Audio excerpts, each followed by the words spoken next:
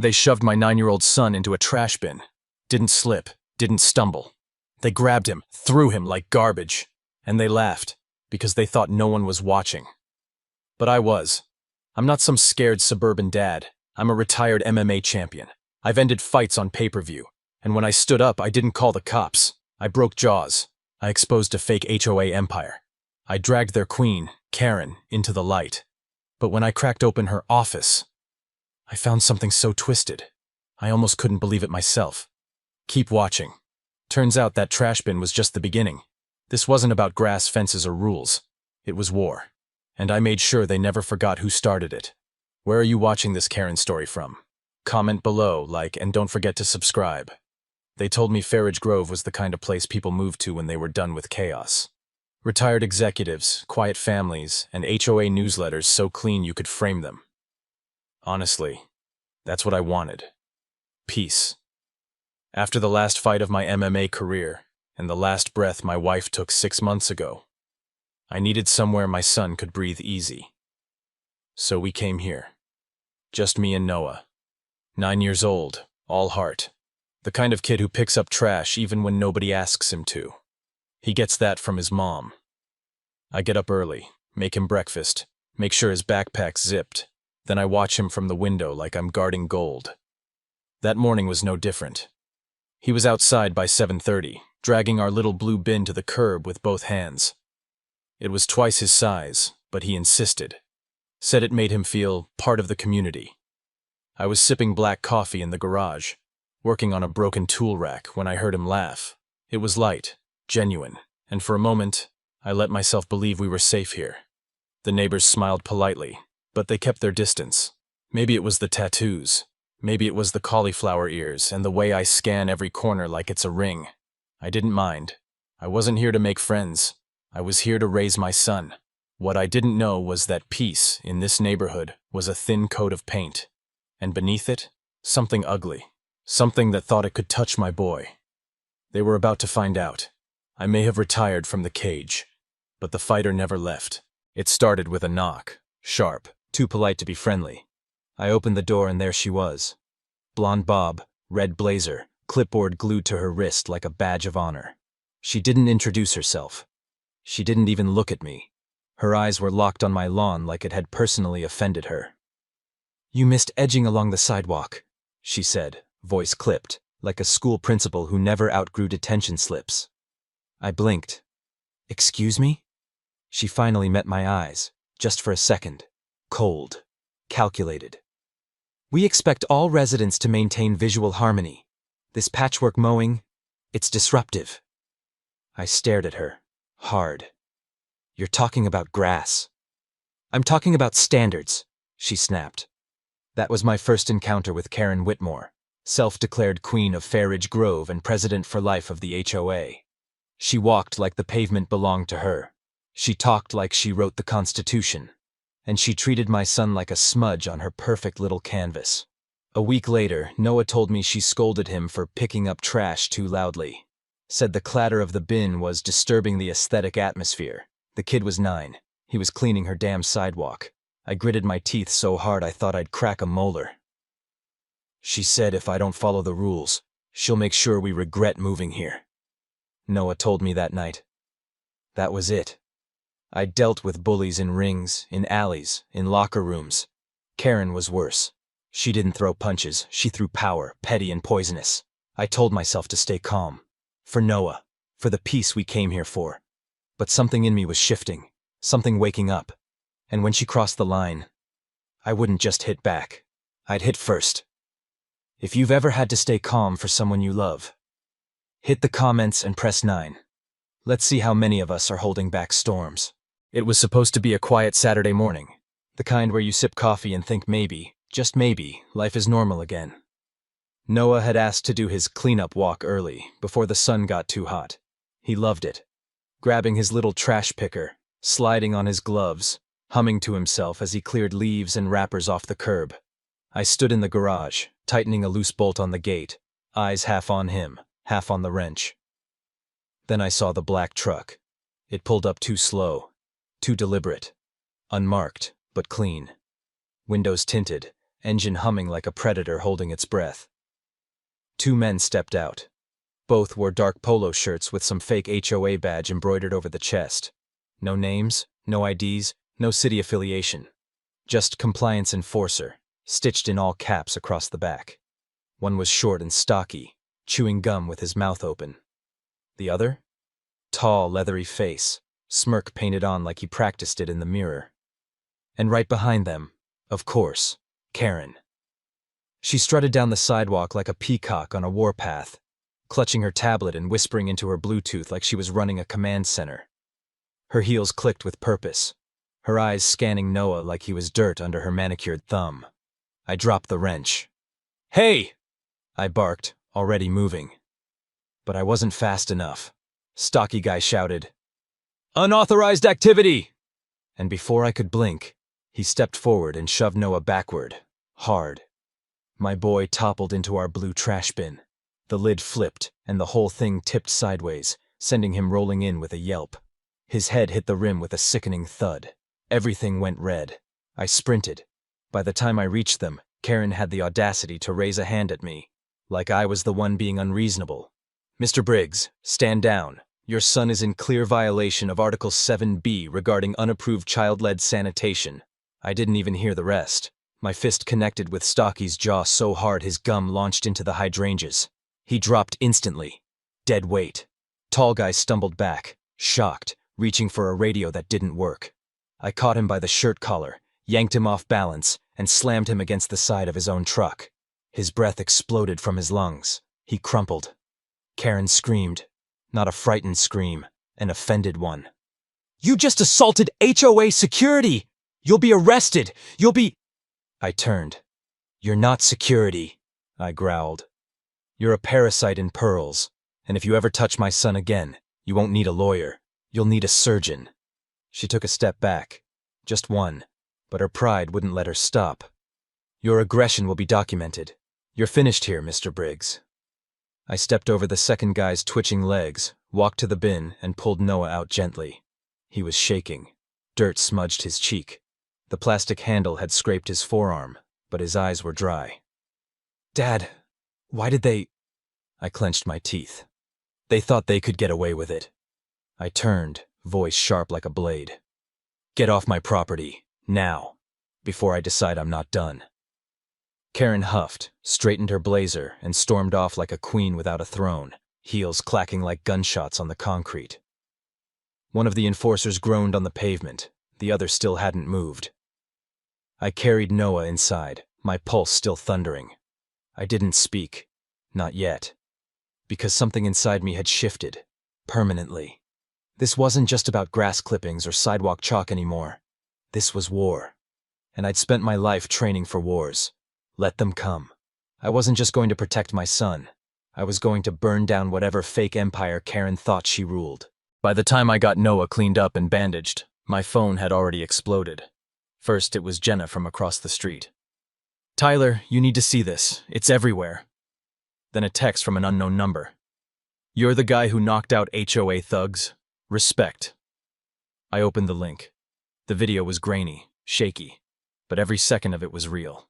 Karen's face, her smug smirk, the shove, my punch, and the thunderous silence that followed. Captured from Mrs. Martinez's porch cam, angled perfectly. The title? "Fake HOA Thugs Assault Kid. Get Wrecked by MMA Dad." I stared at the screen, breath caught somewhere between fury and disbelief. Over 400,000 views. In 2 hours. Comments were pouring in. "That man is a hero. Karen energy level off the charts. Somebody give this guy a cape and a GoFundMe." Meanwhile, Karen was unraveling like a cheap rug in a rainstorm. By noon, she marched down the street in full-blown meltdown mode. Tablet in one hand, HOA handbook in the other, screaming at anyone with ears. "This is libel, illegal recording. Everyone involved will face consequences." She stood in front of the Johnsons' home, jabbing her clipboard at their Ring doorbell like it owed her rent. "You've violated community privacy protocols. I demand this footage be deleted immediately." Mr. Johnson simply closed the blinds. I stepped out onto my porch, arms crossed. She saw me and faltered. but only for a second. "Enjoy your 15 minutes, Mr. Briggs," she spat. "Because lawsuits last a lifetime." I met her eyes dead on. "So does public disgrace." She turned on her heel and stormed off, her heels stabbing the pavement like accusations. I watched her go, every muscle in my jaw clenched tight. But it wasn't over. It was just beginning. Because people started sending me their own clips, messages, receipts, fines for things that didn't exist, threats signed HOA enforcement with no real backing. Karen wasn't just annoying, she was running a full-blown racket. She used fear like a currency. And the moment someone called her bluff, she lost control. The video had cracked her porcelain mask wide open, and beneath it, rot. And me? I wasn't just a pissed-off dad anymore. I was about to become her reckoning. The more I looked, the worse it got.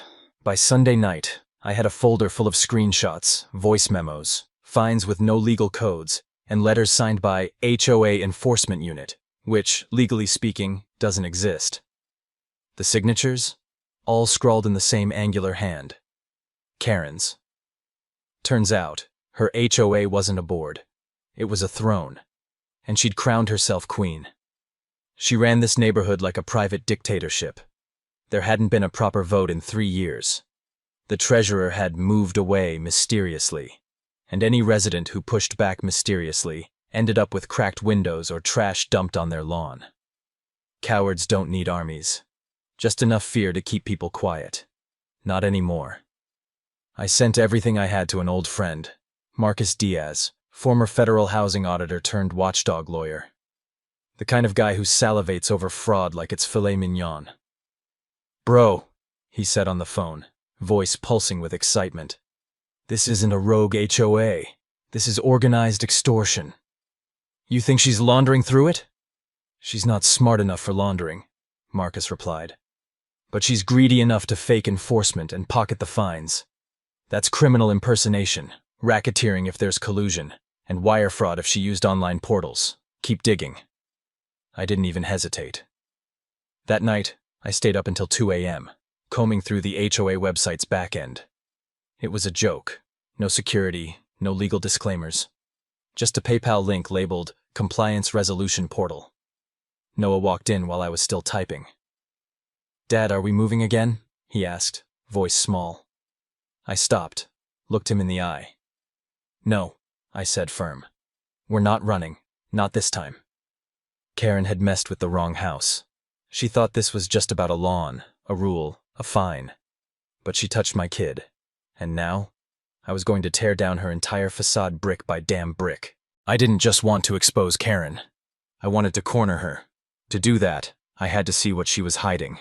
Turns out, HOA Karen ran her little empire out of a compliance office, a rented bungalow 2 streets over that looked more like a failed day spa than any legal facility. No signs, no credentials, just tinted windows and a doorbell camera that watched every angle of the cul-de-sac like a paranoid hawk. I waited till dusk, parked 1 block away, and approached from the rear alley. No lights, no movement. I crept around the side and spotted it. An old doggy door sealed shut with duct tape. Weak point. Good enough. I popped it open with a crowbar and slipped inside. Inside was chaos disguised as order. Metal shelves stacked with clipboards, folders labeled violators, and envelopes. Hundreds of them. All stamped with residents' names and fake fees. $75 for noise pollution, $125 for visual disharmony, $300 for sidewalk aggression. What the hell was that supposed to mean? On the far desk sat a laptop, unlocked. I scrolled through the files, names, payment logs, notes on families, who complains, who folds, who's alone. She wasn't running an HOA. She was running psychological warfare. I started snapping photos. Every document, every digital screen. And that's when I heard it. The unmistakable shriek of Karen's voice outside. "Who's inside my office?" I froze. Then I bolted. Back through the doggy door, over the back fence. Her car came screeching around the front as I vanished into the alley, lungs burning but smile growing. Because now I had her.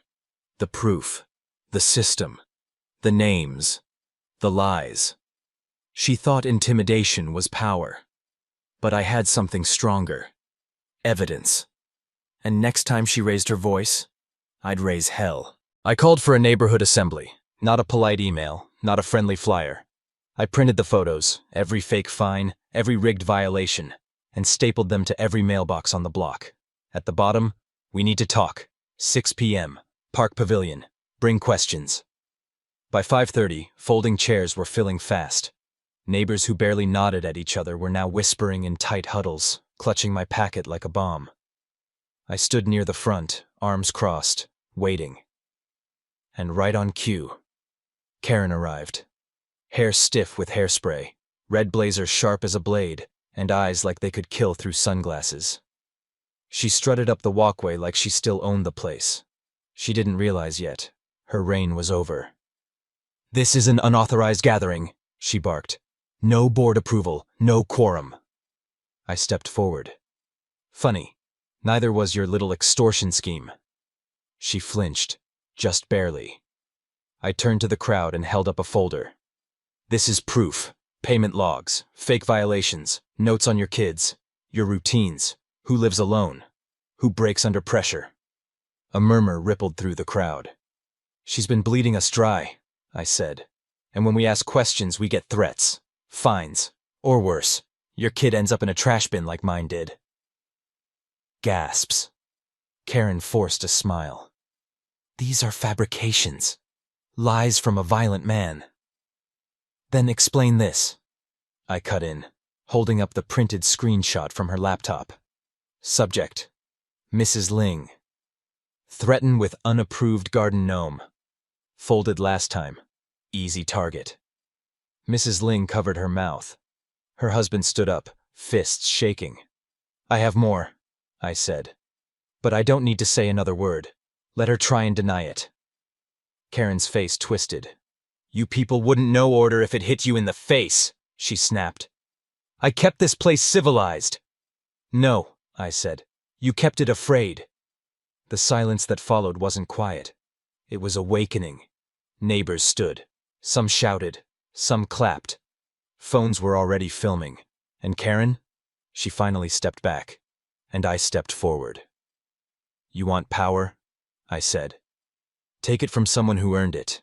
You messed with the wrong son, the wrong father. And now?" I pointed to the crowd. "You've got no one left." Karen turned, storming off, but this time no heels clicking. Just the sound of a kingdom crumbling. And I hadn't even filed the lawsuit yet. By sunrise, the video from the meeting had hit every corner of the internet. HOA president exposed for running fake enforcement racket. Dad who knocked out thugs now leading community revolution. My inbox flooded. Reporters, whistleblowers, lawyers. But I didn't care about fame. I wanted consequences. That afternoon, 2 squad cars rolled slowly down Sycamore Lane. No sirens, no lights. Just the quiet dread of accountability creeping in. Karen was in her driveway, of course, wearing a white power suit like she thought she was testifying in Congress. She spotted the cruisers and puffed up, lips pursed, arms crossed, still pretending. Officer Delgado stepped out first. I knew him, good man, straight shooter. He didn't say a word at first, just opened the door for her. "I'll have you know this is harassment," Karen spat before he could speak. "These accusations are baseless. That man assaulted 2 of my security staff." "They weren't real staff," Delgado said flatly. "And you're not a recognized HOA under state charter." She blinked. "Excuse me?" He pulled out a folder. "We received evidence of impersonating a public official, mail fraud, and civil extortion. You've been collecting funds under false authority. That's a felony, ma'am." Her jaw dropped. "Put that folder down," she snapped. "Do you know who I am?" I stepped forward from across the street, arms folded. "Yeah," I said. "You're the woman who pushed a neighborhood into silence and thought she could shove my kid into a garbage can and walk away clean." She turned, venom in her eyes. "You think this is justice?" she hissed. "You're just a thug in sneakers, a washed-up brawler playing hero." I didn't blink. I'm a father, and I fight for the people you bullied. That makes me more of a leader than you ever were." Delgado stepped between us. "Ma'am, please place your hands behind your back." "You'll regret this," she screamed as he cuffed her. "All of you will." The neighbors were already gathering. Some filmed, some clapped. One old man from the corner house muttered, "Took long enough." As they loaded her into the cruiser, her heels scraped against the asphalt like broken chalk. She was shouting legal threats, calling for lawyers, demanding city council members. No one answered, because her voice wasn't power anymore. It was noise. And the moment that cruiser turned the corner, we exhaled as a neighborhood, for the first time. The fallout was fast and furious. Karen's files were submitted to the district attorney. More victims came forward. People fined for Christmas lights, wheelchair ramps, even bird feeders. None of it legal. Her security team. One had a record for assault. The other confessed everything for a plea deal. The bungalow she used as an office was raided. Inside, they found burner phones, a safe with over $32,000 in cash, and dozens of shredded notices she never sent because the fear had already done the job. Karen had built an empire on silence. And I had kicked in the damn door. Later that week, Officer Delgado returned to my house, this time with a grin and a folder. "You might want to see this," he said, handing me the paperwork. It was confirmation. Karen Whitmore was being formally charged on 6 counts, including impersonating a public official, fraud, and child endangerment. I signed the witness affidavit, without hesitation. "Hell of a punch," he said on his way out. I smirked. That wasn't the punch that mattered. Because justice doesn't always come in a courtroom. Sometimes it walks across the street, looks a bully in the eye, and hits harder than fear ever could.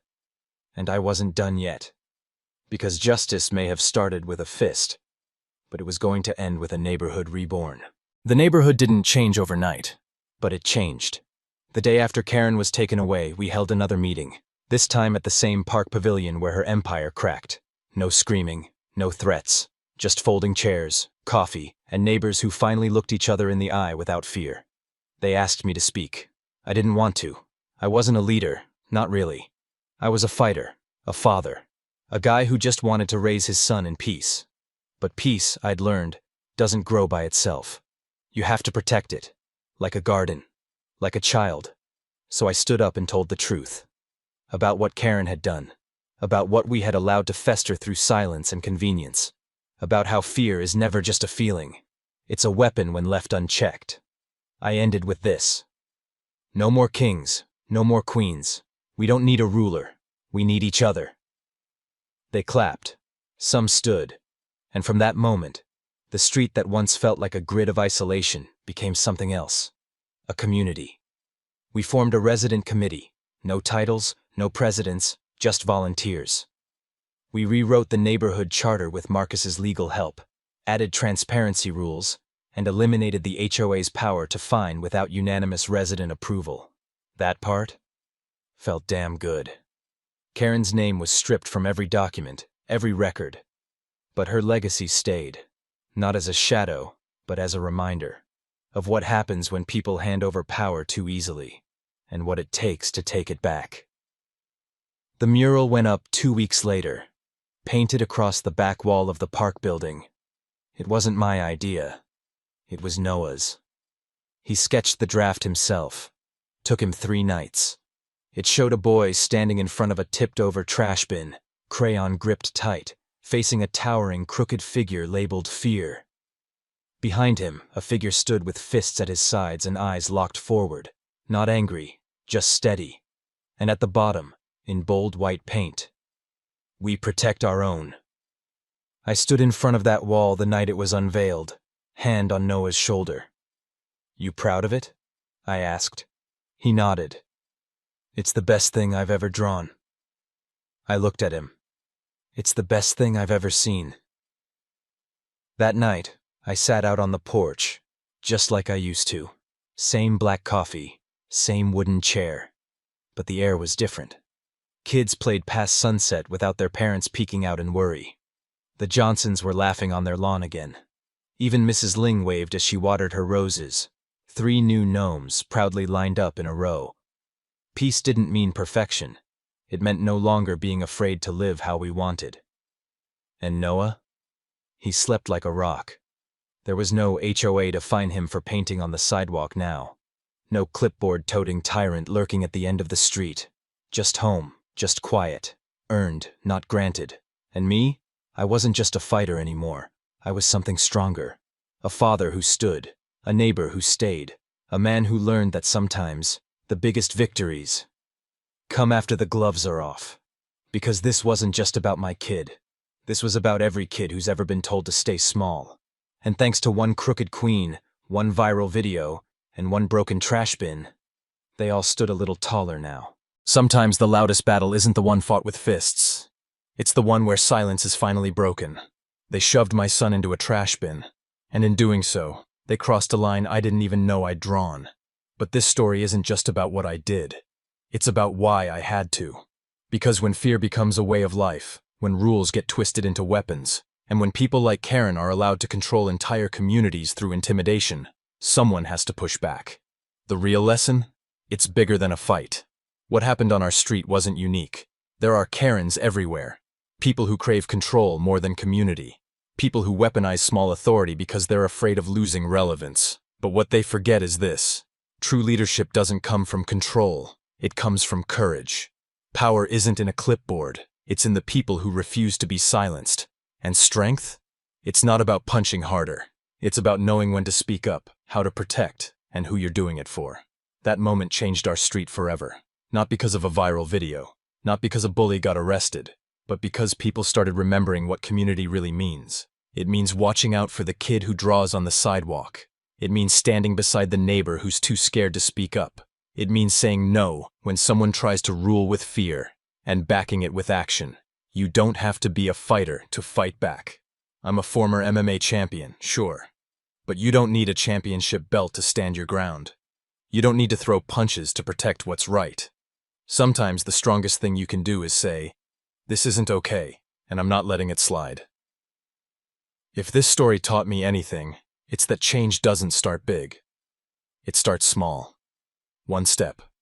One voice. One neighbor refusing to look away. And when enough of us do that, even the loudest tyrants fall silent. Now it's your turn. Have you ever faced a Karen? Someone who abused power, made up rules, or tried to dominate others with fear? Drop your story in the comments. I want to hear it. I need to hear it. Because someone out there is going through the same thing, and your voice might be the one that gives them the strength to stand up. If this hit you in the heart, if it made you angry, made you proud, made you think, hit that like button. It helps this story reach others who need to hear it. Subscribe to the channel and turn on the notification bell. Because this wasn't just one Karen story. This is a movement to take our communities back, to replace fear with strength, silence with truth, control with connection. Thank you for watching. Thank you for standing with me. And always remember, they built their power on fear. We'll build ours on something stronger, each other.